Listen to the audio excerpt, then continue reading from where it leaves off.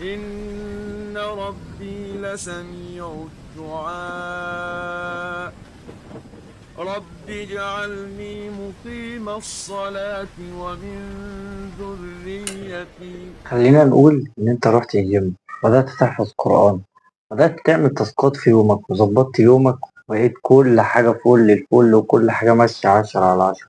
مفيش أي حاجة غلط، وحارق نفسك شو وحارق نفسك كل حاجة بيرفكتو، وكل حاجة مظبوطة، كل تاسكاتك مظبوطة، وبتصحى كل يوم في نفس الميعاد اللي انت ظابطه بالظبط، تصلي صلاة الفجر بتاعتك، تروح بعد كده على الجيم وتاخد لك الدش بتاعك والدنيا كلها فل الفل. بس فجأة صحيت في يوم، حسيت إن أنت مش قادر تعمل أي حاجة، كل حاجة دي ملهاش لازمة، وصحيت متأخر كمان.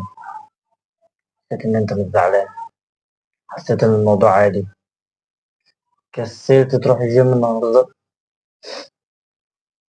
كمان رحت الشغل كنت متضايق شويتين. بس غريب الموضوع ده إزاي؟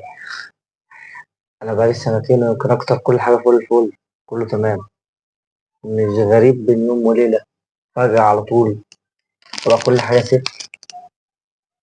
إزاي وصلت من فوق للقاع؟ تفتكر هو ده قاع أصلا ولا ده قاع وهمي؟ ده فيديو النهاردة عن مصطلح البيرن أوت. والبيرن أوت باختصار يا صديقي العزيز، هو الوقت اللي أنت بتحس فيه إن أنت حرفيا وصلت لمرحلة الاحتراق، عمال شغال كل حاجة صح وكل حاجة بيرفكت، وجايب آخرك في كل حاجة، جايب آخرك حرفيا في كل حاجة. صلاة، بتصلي الصلوات والسنن، حفظ القرآن، انت مش سايب، انت بتسهر، ممكن توصل كمان لدرجة ان انت عشان تقفل كل حاجة تنام 3 ساعات او تطبق في بعض الايام.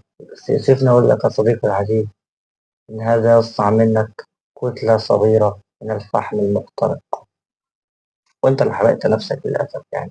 كمان يوسفني اقول لك ان انت بس مش بتكون مرهق جسديا مش قادر تعمل حاجة، انت كمان مشاعرك من جواك حاسس بتأثر غريب، حاسس ان انت ما عملتش حاجة. البيرن اوت بيحرقك مش بس بدنيا ان انت مش قادر تعمل المجهود ده، بل نفسيا كمان ان انت مش قادر تعمله، مش عايز تعمله. وصلت لمرحلة هو انا بعمله ليه اصلا؟ طب تفتكر الحل ايه في التغلب على البيرن اوت؟ اول حاجة يا صديقي وهي اهم حاجة، ان انت اصلا في بداية خطتك وانت بتنظمها كده حلوة جميل، كنت انت المفروض تعرف حدودك. انت كشخص انسان عندك حدود، انت ما اخدتش دي بالاعتبار، قلت لا انا نينجا وهقدر اقفل القرآن كله السنة دي، هو السنة دي هختم القرآن كله.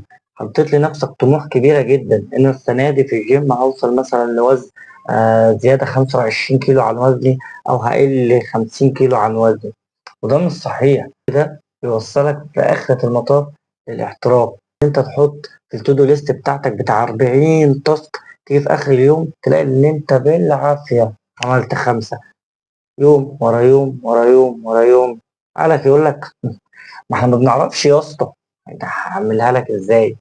فتوصل في الآخر للاحتراق. فأول نصيحة، حط لنفسك حدود.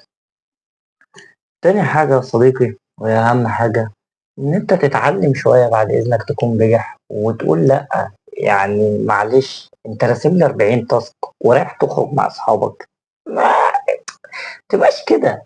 اتعلم شوية إن أنت تقول لأ، تحترم التزامك، تحترم إن أنت قلت لأ فخلاص، تحترم إن أنت قلت هتعمل دايت فلأ للسكريات، لأ الحاجات اللي هتزود وزني، تحترم إن أنت قلت هتحفظ القرآن فتقول لأ للذنوب لأن دي بتعيق حفظك للقرآن.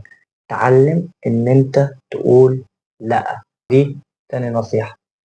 تالت وأهم حاجة، إن أنت تعرف توازن بين الحياة وشغلك والدين.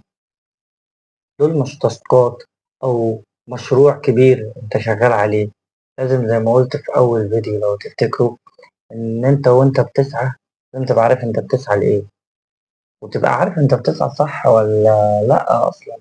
فلازم تنظم بين كل حاجة والتانية، وانت بتنظم لها كويس جدا. حط حدود لنفسك. انا السنة دي مثلا عايز احفظ القرآن، او بلاش السنة دي، انا الاسبوع ده عايز احفظ جزء من القرآن. شوف هل حدودك ووقتك مع الشغل يسمحوا لده؟ هل وقت صحيانك يسمح ان انت في الاسبوع ده تحفظ الجزء، ولا الاسبوع ده كفيل بس ان انت تحفظ سورتين؟ الأسبوع ده مش لازم أنزل من وزني 50 كيلو، كيلو هيكون كفاية جدا. لو حسبتها على 52 أسبوع فأنت هتنزل 52 كيلو، وده هدفك. مش مهم الوقت قد إيه، المهم إن أنت توصل لهدفك. هتقولي ما أنا كده بخسر عمر كتير، بس بتوصل لهدفك، وده الأساس. ده اللي أنت عايزه، إن أنت توصل لهدفك. ما تنساش برضو إن أهم حاجة تخلص التوتر ده، من تقلل البرن أوت إنك تمارس رياضة، أو على الأقل هواية بتحبها بتحرك جسمك فيها وبتطلع الطاقة السلبية. ما عندكش هواية رياضية مفضلة، ممكن تروح الجيم، أبسط حاجة ساعة هتخرج لك كل ده. طبعا مع الصلوات ودي جدا، طبعا مع الصلوات ودي أفضل حاجة تخرج الطاقة السلبية كلها من جسمك. بس لو في شوية رياضة يعني الموضوع أفضل. مش لازم 40 تاسك. اشتغل على حاجة واحدة، اشتغل في يومك على 10، ودول أهم 10. ال10 دول حاول قللهم، هتلاقيهم صدقني بيقلوا. اللي قللتهم ال10 دول، لو خلصت منهم 5 وحاولت إن أنت تقلل ال5 دول، هتلاقيهم بيقلوا في كل مرة. مش لازم 40 تاسك عشان تثبت لنفسك إن أنت جامد وإن أنت تنين. يا عم أنت كده كده تنين وبتطلع نار من بقك، بس بليز بلاش توصل للبيرن أوت. الكرتونة دي شياكة. يلا جود باي. مش عايزك تنسى برضه إن أنت في الطريق هتقع كتير، فقوم بسرعة بسرعة. يلا ما عندناش وقت، بسرعة.